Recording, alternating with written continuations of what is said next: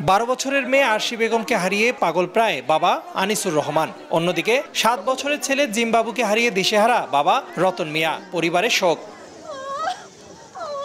বুধবার দুপুর 1টার দিকে বাড়ির পাশে খোকসা ঘাগর নদীতে গোসল করতে নামে জিম আলিফ ও আরশি বেগম নামে চাচাতো ভাই বোন। প্রচণ্ড স্রোতে ভাসমান অবস্থায় আলিফকে উদ্ধার করেন স্থানীয় 2 জেলে। তবে পানিতে ডুবে যায় বাকি 2 জন। শরীরটা ভাসাইছে, তখন আমরা তো চিল্লন পাচ্ছি, আমরাও পানি থেকে সিঁড়িত।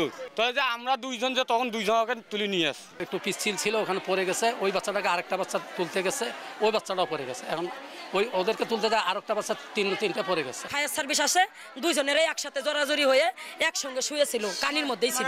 খবর পেয়ে প্রায় 2 ঘন্টা পর ফায়ার সার্ভিসের ডুবুরি দল ঘটনাস্থলে এসে শিশু দুটিকে উদ্ধার করে। পরে স্বজনরা তাৎক্ষণিকভাবে রংপুর মেডিকেল কলেজ হাসপাতালে নিয়ে গেলে মৃত ঘোষণা করেন চিকিৎসক। 2টা ভিকটিমকে 2 মিনিটের মাথায় পাওয়া গেছে।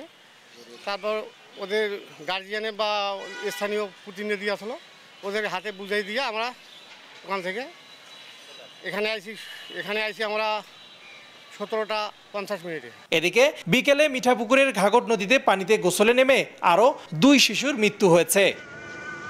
রেদওয়ান হিমেল, সময় সংবাদ, রংপুর।